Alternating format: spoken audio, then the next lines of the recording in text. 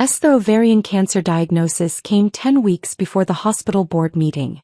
I was 31, working as an architect when the abdominal pain and bloating became unbearable. The CT scan showed a large mass on my right ovary, stage 3 ovarian cancer requiring immediate surgery and chemotherapy. Dr. Rebecca Torres was the chief of gynecologic oncology at Riverside Hospital. She showed me the imaging with careful gravity. This is advanced. We need to operate within 2 weeks. Full hysterectomy, omentectomy, lymph node removal. Then aggressive chemotherapy. Without treatment you have maybe 6 months. I called my parents that evening. My sister Lauren answered the phone. Hannah, I'm studying for boards. What's wrong? Lauren was a third-year resident in internal medicine at Riverside, the same hospital where I'd been diagnosed. She'd spent 3 years convinced she knew more than every attending physician. Lauren, I need to talk to Mom and Dad. I have ovarian cancer. Silence. Then laughter. Ovarian cancer? Hannah, you're 31. That's extremely rare. You probably just have a cyst or endometriosis. Lauren, the imaging shows a malignant mass. Imaging is interpretive. These radiologists overcall findings constantly. Trust me, I review scans every day. Her voice turned dismissive. You're being dramatic again. It's probably nothing. Mom's voice joined the call. What's going on? Hannah thinks she has ovarian cancer, Lauren said with amusement. Can you believe it? Ovarian cancer? Honey, that's very unlikely at your age. Are you sure you're not just stressed? Mom's tone was patronizing. You've always had health anxiety. 3 different doctors confirmed. Then get a 4th opinion. Doctors are wrong all the time. Lauren sounded confident. Look, I'm presenting my research at the hospital board meeting in 10 weeks. I don't have time for your medical drama. Just take some ibuprofen and relax. The surgery was scheduled for 12 days out. I told my family at Sunday dinner. Lauren came straight from the hospital in her white coat, setting it carefully over her chair where everyone could see it. You're actually scheduling surgery? Hannah, this is insane. You're letting some surgeon talk you into unnecessary abdominal surgery. Lauren, I have pathology confirming adenocarcinoma. Pathology can be wrong. False positives happen. She exchanged knowing looks with our parents. Who's doing the surgery? Rebecca Torres. She's known for being overly aggressive. Probably wants to pad her surgical numbers. She's the chief of gynecologic oncology. At Riverside, sure. But I work there, Hannah. I know which surgeons are trustworthy. Torres operates on everything. She's probably exaggerating your condition. Dad nodded. Your sister knows what she's talking about. She's almost a doctor. I have stage 3 cancer. According to people we don't know. I'll have one of the attendings look at your scans. I'm sure they'll tell you it's nothing serious. Lauren's voice turned cold. Honestly, Hannah, this feels like attention-seeking. You've always been jealous that I'm the successful one. Now I have a major board presentation and suddenly you have cancer. The surgery happened on schedule. My friend Maya took 3 weeks off to stay with me. My firm told me to take all the time I needed. My family sent a text. Hope your procedure goes well. Remember, Lauren's board presentation is in 8 weeks. Dr. Torres spent 9 hours removing my ovaries, uterus, fallopian tubes, omentum and lymph nodes where cancer had spread extensively. The pathology showed high-grade serous carcinoma with peritoneal involvement, worse than initial staging suggested. I woke up in ICU unable to sit up, facing months of brutal chemotherapy. Maya stayed every day helping me through the surgical drains, managing pain medication, holding my hand through the reality that I'd never have children. My family visited once, 4 days post-op. Lauren walked in wearing her white coat, stethoscope around her neck, clipboard under her arm, making sure everyone knew she was the medical professional. So what did they actually find? She asked, not looking at my bandaged abdomen or the drainage tubes. Stage 3C ovarian cancer. High-grade serous carcinoma. It had spread to my peritoneum.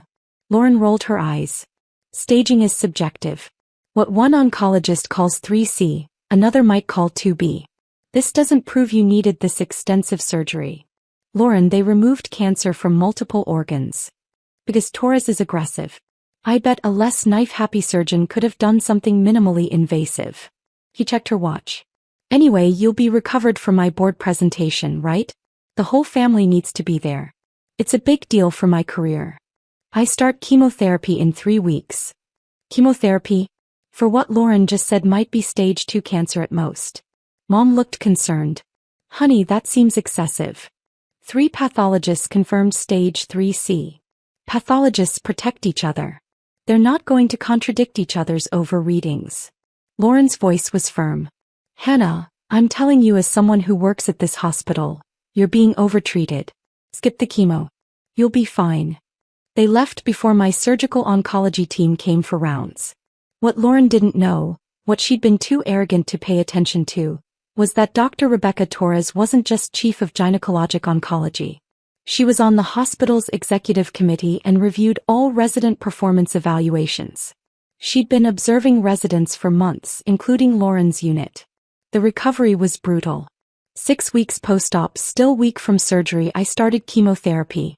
Carboplatin and paclitaxel that made me vomit for days, left my hands and feet numb, stole what remained of my hair. Maya coordinated care with friends. My family called twice, both about the board presentation. Hannah, Lauren's presenting her research on patient satisfaction scores. The whole board will be there, including the CEO. We need you there looking healthy. Mom, I'm on chemotherapy. That was your choice. Lauren didn't tell you to do chemo. The least you can do is support her big moment. 8 weeks into treatment, I was hospitalized for neutropenic fever, a life-threatening complication. Dr. Torres admitted me directly to the oncology floor, the same floor where Lauren was rotating. Lauren appeared during rounds, annoyed. Hannah, what are you doing here? Lauren's presentation is in 2 weeks. You don't have time for hospital drama. Your sister has neutropenic fever from chemotherapy, Dr. Torres said coolly. This is a potentially fatal complication. Neutropenic fever happens to lots of chemo patients. It's not that serious. Lauren waved her hand dismissively. Hannah's always been overdramatic about symptoms. She probably just has a regular fever and the oncology team is overreacting. Dr. Torres closed my chart slowly. Dr. Harrison, your sister has a documented absolute neutrophil count of 200. She's severely immunocompromised and at risk for sepsis. If you say so. I think she's just playing sick to get attention before my presentation. Lauren crossed her arms. Honestly, this whole cancer thing has been suspicious from the start. Stage 3 ovarian cancer at 31? The diagnosis was probably wrong. The diagnosis was confirmed by pathology, staging surgery, and imaging. Confirmed by people who didn't want to admit they were wrong. Lauren's voice rose. My sister is faking severity to steal attention from my career milestone. I've seen it my whole life. Whenever I achieve something, Hannah suddenly has a medical crisis. The nurses in the room exchanged shocked glances. Dr. Torres's expression went ice cold. Dr. Harrison, you're suggesting your sister fabricated stage 3 ovarian cancer? I'm suggesting she's exaggerating normal symptoms and letting doctors overtreat her for attention. Lauren gestured at me. Look at her, she's fine. Sitting up, talking normally. This hospitalization is unnecessary. She has a fever of 103 and a white blood cell count that puts her at risk for death. Or she has a regular fever and the labs are misread. It happens constantly. Lauren checked her pager. I have rounds. Tell Hannah to be at my presentation in 2 weeks, looking presentable. She left. Dr. Torres sat beside my bed, her expression furious. Hannah, I need your permission to do something. What? The hospital board meeting where your sister is presenting. I'm on that board. I review resident competency. And I'd like to present a case study on dangerous medical arrogance in residents. I looked at her. Using my case? Yes. Your sister just told me that stage 3C ovarian cancer is probably fake, that chemotherapy complications are attention-seeking, and that neutropenic fever isn't serious. Dr. Torres's voice was hard.